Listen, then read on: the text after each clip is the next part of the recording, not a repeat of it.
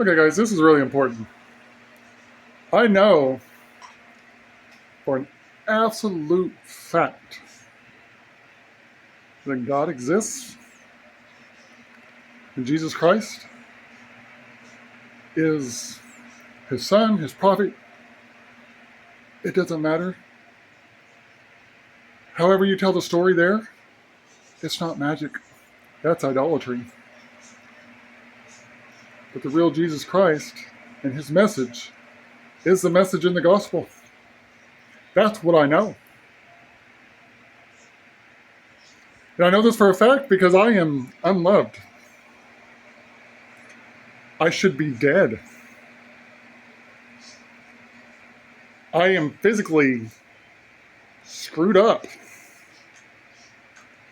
Neurologically screwed up. Mentally screwed up.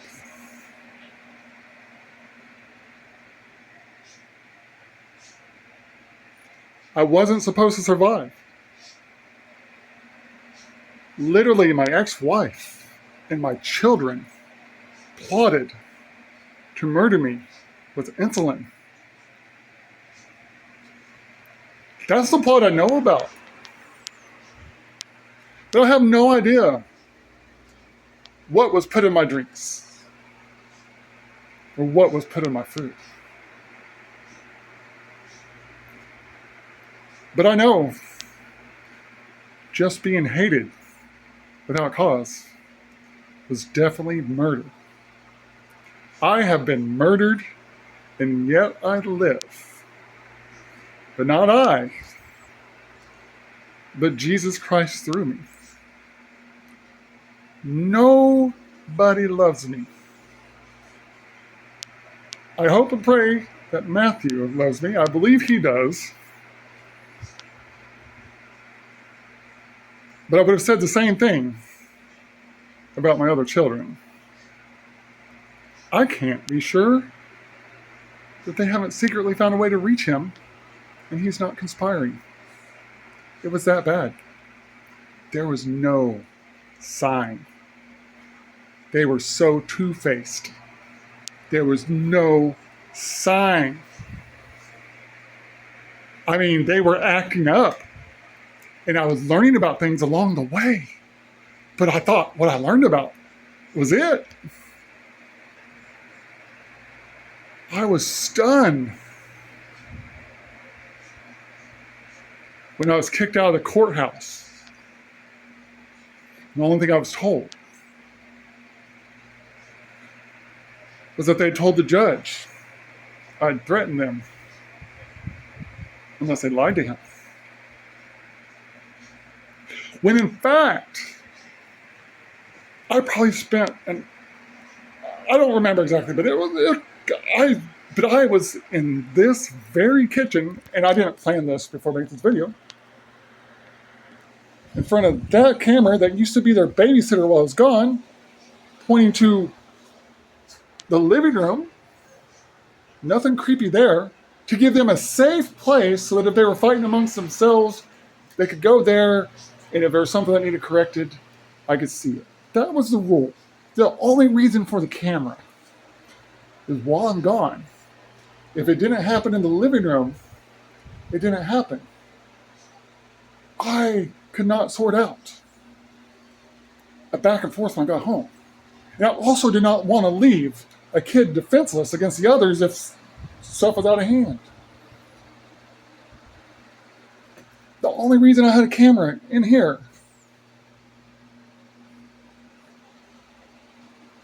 was to keep them safe from each other.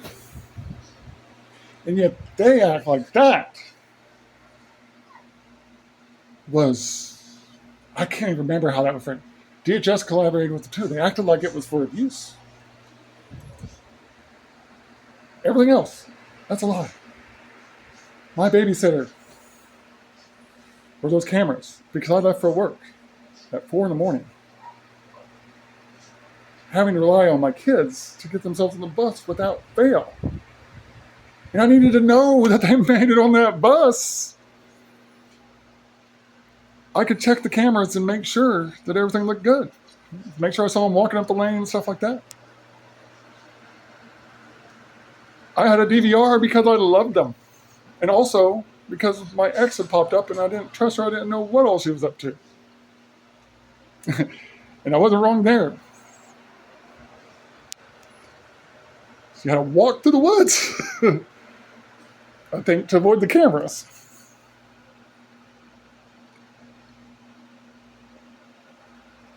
They destroyed their lives by telling the judge that I'd threaten them unless they lied to the judge. But the reason I'm pointing out that camera is because of this kitchen. I don't even know why. I'm looking back, because I was stunned when they lied to the judge. I just knew that by the time we were going to court, I knew they thought they wanted to live with her. And I just pleaded with them. I was like, hey, just tell the truth. Be honest. I'm not trying to keep you from your mom. I'm trying to keep you safe. Give it time. Trust this to protect you. I pleaded with them. And they literally went in and said nothing but lies to that judge. And they would have all said the same thing because they spent time with their mom practicing whatever they told. Years later, or somewhere in there, since separation, I had a flashback to when I tried to get my girls some help at Parkside. And I went all the way. I didn't try to go to Grand Lake or anything close. I had been to Parkside myself when I was younger. My stepdaughter had been there too. That was a mistake. I thought they trusted her stuff, so I went and picked her up, hoping she would help reason with them to get there. And they used everything. She ended up like intimidating and stuff, and then they turned around and acted like I was trying to use, like that whole thing was framed as though I was trying to scare them and all that. The shit she said to them was off on her own. I had no idea. I had no false agenda. But we get there, and I'm wanting to get them help. I was so pissed off. I could not believe how condescending the lady was. When I was a kid, I know, never mind, forget that. But as far as reaching out and getting help, like I couldn't get help as a kid. It's like they didn't care about me, and then just the parents, whatever they said. And now here I was as a parent. I couldn't get help as a parent. They only listen to the kids. I'm like, I can't win. That's what I was trying to say. It was only years later after that it really registered, like, wow, they lied to the judge. I was like, I have no idea what they told that lady. I was so pissed at that lady for being so condescending and shit like that. And here's why. Here's why I didn't know that they would bold-faced lie. Because my ex-wife, she knows I'm honest and stuff. To a fault. So what she would do is take some smidgen of truth and twist it into an absolute total lie that my dumbass, until a friend woke me up to it, would like try to explain what really happened. And my friend pointed out, like, when you do that, you sound guilty. If it's not true, as stated, deny it. So that's the shit I was used to. And I didn't even consider that they would really just like bald-faced lie behind my back. The type of lying I was used to was just for me. But anywhere where they could just lie about me, I don't know what they said. So I'm going in there like, I never had a fear letting them go talk to the counselor. I thought they'd talk about what was really going on. The counselor kind of catch on and we'd figure out where we're going to go from there. Brenda Cunningham, the current mayor of Shoto, was supposedly a reunion counselor recommended by Trisha's attorney, but because my attorney on the divorce had failed to put in the supervised only visitation, and I was trying to get a protective order, and in the process of all that, we ended up setting up to have mutual counseling for the kids. And Brenda Cunningham literally conspired with Trisha and the kids and all that. She called my house the day before a DHS meeting to arrange hand signals with my daughter and all of that. At every turn, all of this situation was corrupt. When I talk about Mays County and all of that, I am not just pissed off that I didn't get my way. I don't know. It was 100% corrupt, 100% evil, 100% nobody cared about my kids or the truth.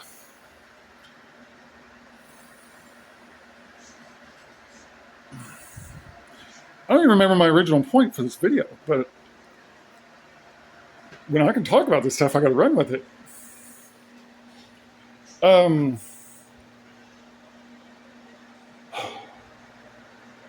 I lost my original point, but I'll just go with that stuff, I guess.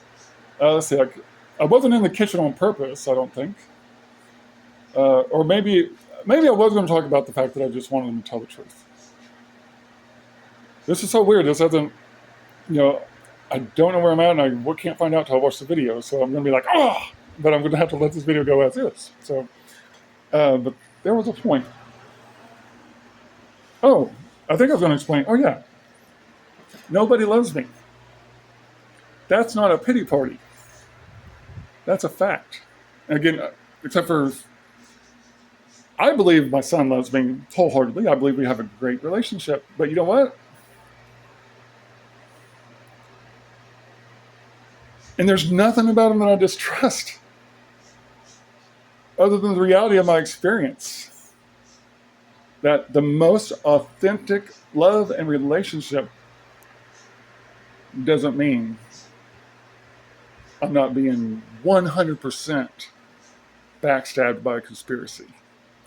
That's what I've lived through with my other kids. I'll go ahead and say something that I don't want Matthew to find out about. But this past week, when my MS symptoms were coming back and stuff like that, completely a blindside. This is blindsided me. This was like, God, like I needed another challenge to deal with this week. Holy crap. Hang on.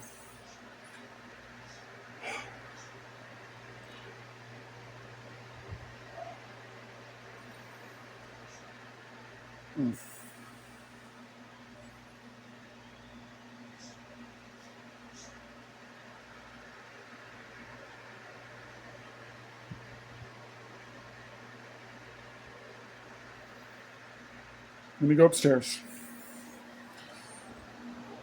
Let me still try to say this. And what I'm about to say, I have not said to anyone except the practitioner that was filling in for, they no longer have a psychologist, whatever. I had my appointment with the doctor, they say, or whatever, the way the Grand Lake works or whatever. I don't know if she did anything about it or not. The house is a wreck, but now it's mostly clutter. After 20 hours of work out of a 36-hour period that I was awake this past week, where I could actually finally function and give it a shot, again, not knowing that I'm going to have this stuff flare up, that might be why this is flared up. Because my experience in the past, I always figured like somewhere there I'll cross a line, overexerting heat, and then from there it'll like trigger it up, and then that's when the heat sensitivity kicks in, stuff like that. So I always thought, so it's something I would expect later in the summer. I've never had to start the summer, and it's worse than it's ever been. I have never bought a cooling tower because of heat insensitivity. All I had to do before was simply come inside into air conditioning, stop working, cool off. I could go from my car to a building and back. I can't do any of that right now. I have no idea how far off my temperature sensitivity is.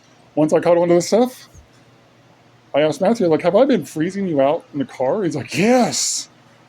I had no idea. I could tell in the house, like, I'm way hot, but the air conditioners are, so I thought, what, I don't have enough air conditioning here. It's a struggle, like peak heat, but right now it should be fine. And I was like, why is it not more comfortable? So I've got fans and air conditioners, but with 4 air conditioners running and they're cycling, I knew like it's the right. There's no way 4 air conditioners are messed up like that. So it was very strange, but I still didn't know. That's how bad it is. Like, you don't know. When you're legit, you expect to just experience what you always experience through your nerves and stuff.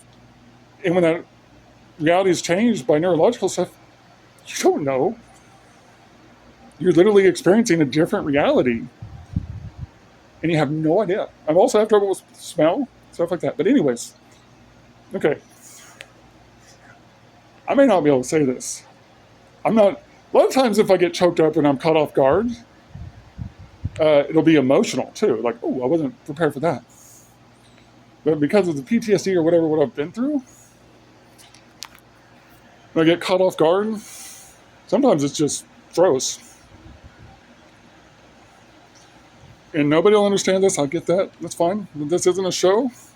It'll look like I'm being dramatic or whatever. I'm not.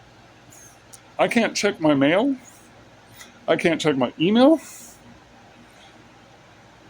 And if I just try to be tenacious and do it, I'm like, because I know rationally, like, I mean, like, why can't I just get it and ignore it? At least get it out of the mailbox. But what I figured out is I can literally go from being possibly having a good day to getting triggered and having the entire day hopelessly destroyed. And I can't afford that. But before I got to the point of knowing it was that bad, there's also something else where as soon as there's like that, I don't know how to explain it, but when it's something like that, like, oh, come on, just check it. So I know, like, I've been through so much shit. There's so much going on. I've got such a full plate. I just can't risk more bad news. That's where I figured it was starting. Anyways, I cannot even force myself to do it. I've tried everything, like to just like try to, before it sinks in, just grab it or whatever. But literally, it feels, I can't even describe it. I know that nobody will understand this, but like if I just try to be tenacious, it's like literally I go to like neutral before I actually just do it. Even a simple task, those things that trigger me like that, that's my reality. I could have all kinds of shit about to go down and I don't even know about it. But I'm just trying to be able to like keep trying to survive that day, and I can't afford to have there's so much stuff that happens outside of my control. I can't afford to have something in my control screw me up either. So there we go. Now let me try. That's my strategy, right? Try to, when I catch myself stuck, let me try to get back to it.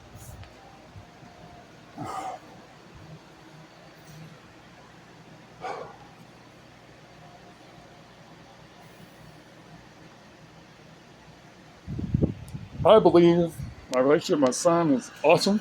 I believe he's an awesome kid. I believe he loves me. He's sweet. As long as he's got all kinds of hope. But I believe the same thing about my other kids. Now my hope is, his mom's dead. All the people that conspired that are so toxic and stuff that, there's no longer even anyone to give a chance to. I hate that for him, but it's reality. So I'm like,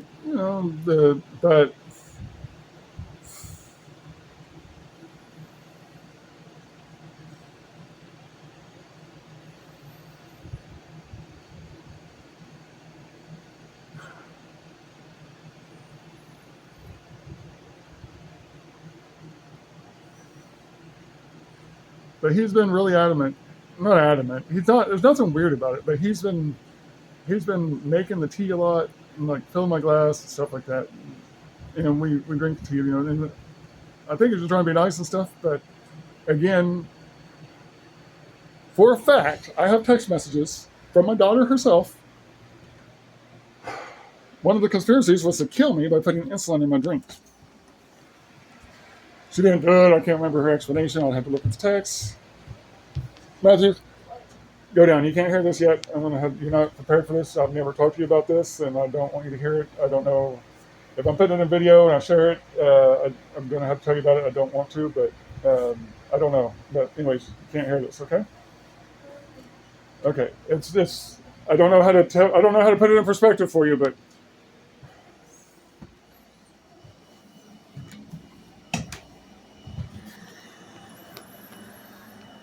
when this stuff started,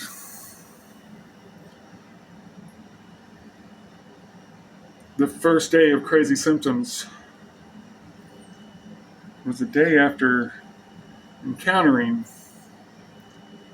two girls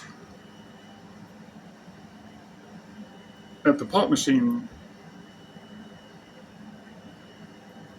in front of the Locust Grove Walmart.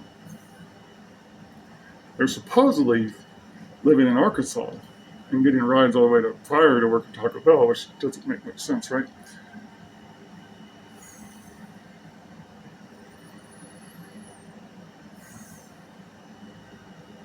They made contact and things were good for a while, and they cut it all off, and then they got me trespassed at Taco Bell, and then it's all been cut off since. It's just been cut off. They just quit interacting. And it seemed like the straw that broke the camel's back with me trying to get them to do the right thing by their brothers. And I was overbearing about it, I was. But that's because the situation they described to me, I had 2 kids that I could still possibly save from being dropouts that were in horrible circumstances, that were minors that should not be in that. And instead of getting help from Pryor Police and the Sheriff's Office, every time I went in trying to get them to act, they surrounded me, waiting for me to give them an excuse to hurt me. The lady doing dispatch, turned out she's a female cop. She's the one that responded to the call to get me trespassed from the Taco Bell in Pryor. The store didn't call her. Some lady I don't know, I think, called her that was in the lobby. It was probably, they were being very secretive about who all they interacted with. It was very, very bizarre. But they seemed authentic. They fooled me yet again. But with all the things I had suffered, I thought that would probably bring them around. And I was wrong again. But what they did get a chance to do was make contact with Matthew. They were also giving me some food and stuff, but I did get sick. And I had a couple episodes where I was sick in a way that I'd never been sick before. And I didn't know what was going on, and I really didn't think about the fact that I never came back.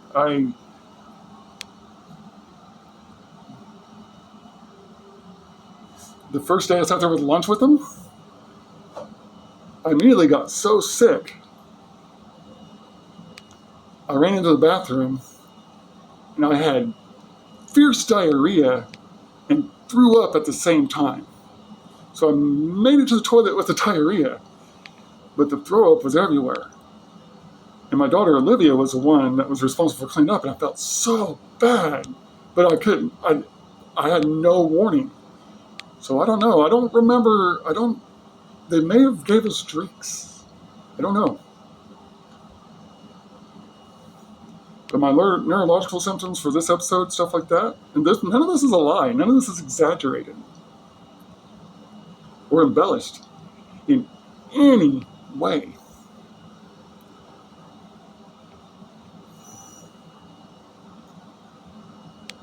These neurological symptoms started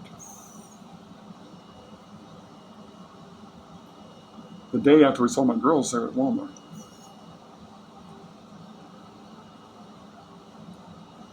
And that, summer had just started. They could no longer make contact to school or anywhere else. So what I have to contemplate is, did they leave something at that machine that he was able to dip out and get? Now, I don't think Matthew hates me, but we have a tough life. And he's brokenhearted about losing his siblings and all of that. There's no telling what kind of lies they told him or anything like that. He also knows I'm suffering. Matthew might reason it out that going along with that, would make him happier and I could have peace. He really could. So what I'm saying is, there's nothing in our relationship that would have me think he would desire me to have any harm.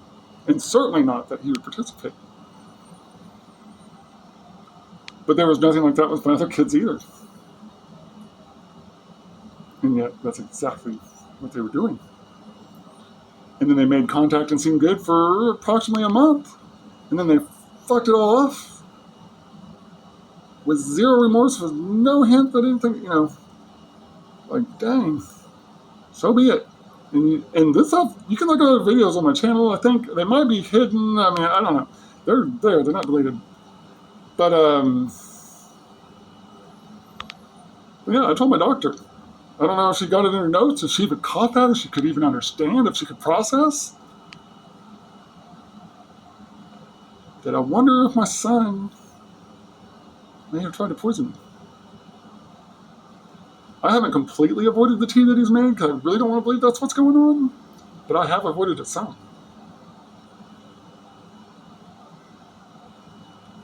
And again, it's not him at all. There's nothing about him. But absolutely everybody else in my family, especially my kids, my ex-wife, and all that. Absolutely. Here's another thing. My former stepdaughter tried to reach out on his birthday, and that's a calling card of theirs. And that also, she started some shit, but it went nowhere. And then he said, "Let me tell her what I think." And so he texted his opinion, and I after that, then like the next day, I ripped into her a whole shit ton with no other replies. Once Matthew replied, nothing else. So I cannot rule out that even my own son has been influenced to try to kill me. That's my life. That's what I've been through.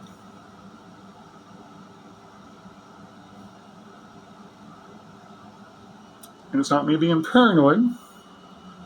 It's not my son being suspicious. It's I'm having some really fucked up health problems that are coinciding with an opportunity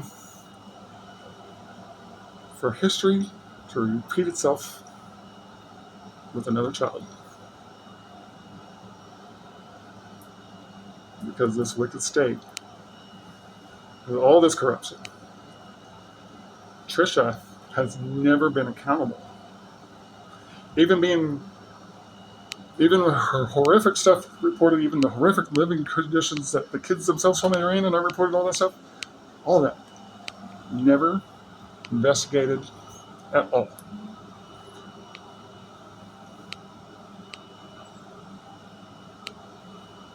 But I didn't expect to get in that. But the point of this, that nobody loves me,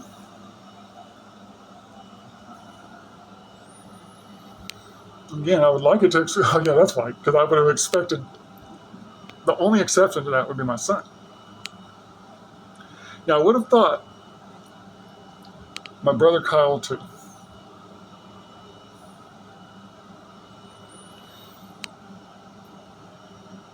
I do believe he cares for me very much. I believe he thinks he loves me. He doesn't wish me any harm. He's the only person I can go to for financial assistance. And because of that, I do not go to him unless I really cannot find any other way.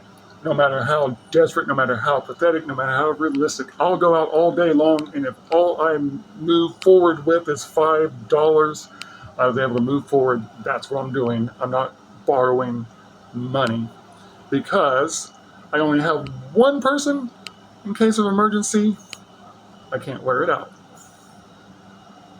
That's my life. None of my anger is from a pity party. If people are evil, I just want to be away from them. I used to, I'm over. I thought I could like kind of wake some people up, stuff like that. People aren't asleep. They're just wicked. There's no waking up. I only say stuff to call people out. And if there are some good people out there, then they're just cowards and they need to learn to call people out and maybe things will change. Anyways, I digress. Why doesn't my brother love me?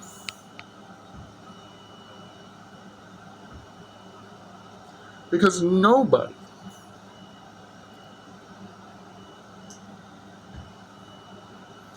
helped me stand for truth when my entire life was in the balance and taken away from me for lies that weren't just lies. They were murder. They were the exact opposite of the truth. When I'm yelling and I'm angry in that other video about how the only thing I wanted was for my kids this and that, there's no exaggeration, no embellishment,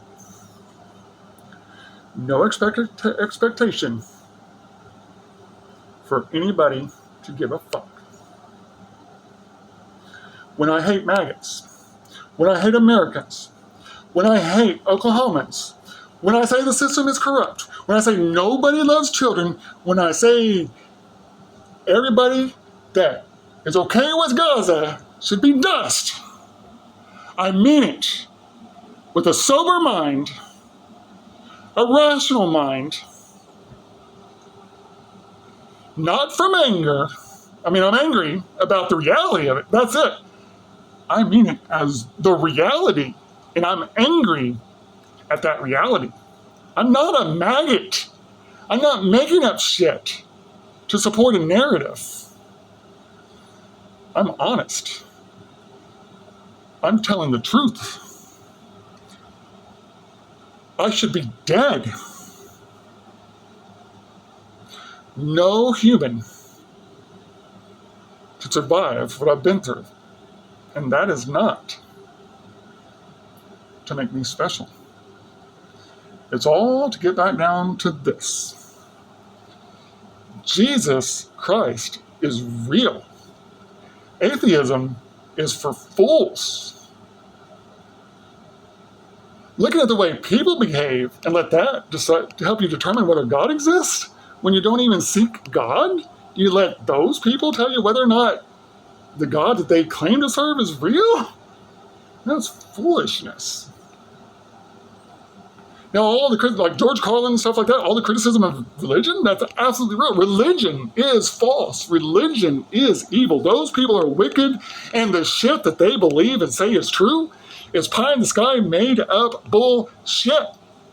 But I can tell you for an absolute fact, by what results from it, by the fact that I'm even alive today, that the Gospels, flawed as translations may be or whatever, the messages of Jesus Christ in there are the real messages of the real Jesus Christ. And you'll let him be true and men be liars? Obey him for a while, if he can persist in that. One day you too will look back, and you will never doubt again. People think it's impossible for someone to actually have faith.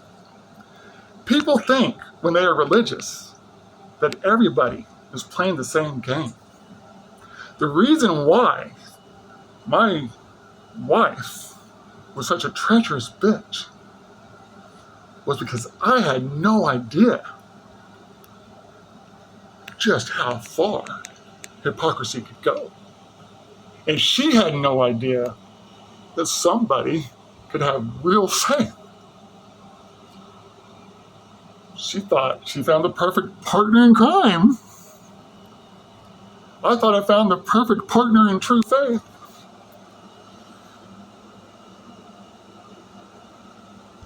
And her life was hell, having to fake that And no amount of manipulation ever took me away from true faith. So she blindsided me with separation and divorce. And guess what happened during 7.5 months or so of indefinite and total separation without cause from my children who I'd never been away from in their lives? She immediately went to horrific abuse of them. Guess what else?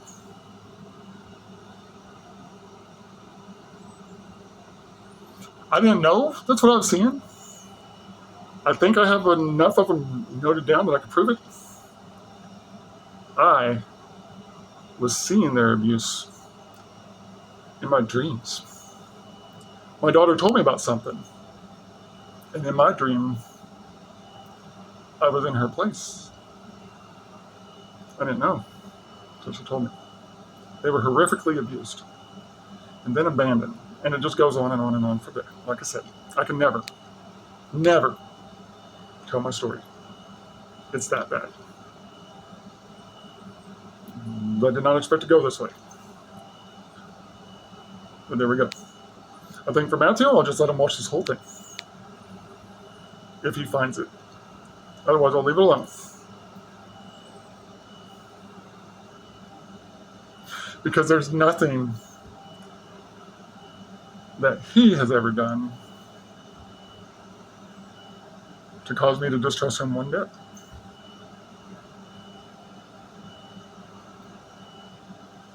But I never had any distrust for my other kids either. Even when they wanted to live with their mom, stuff like that, I still thought at their core they were good. I understood. They wanted their parents. They didn't know what I knew to the full extent. That's what I thought.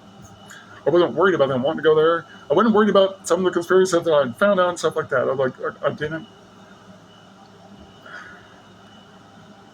But I didn't know they were plotting to kill me. I didn't know they were telling like bold-faced lies about me and all that stuff. Kind of like the story. Like one of the things I was accused of. Okay, I gotta go. This is gonna end on me. So sorry guys, I'm gonna wrap it up there. All right. Peace. Death to anybody that doesn't give a shit about Gaza.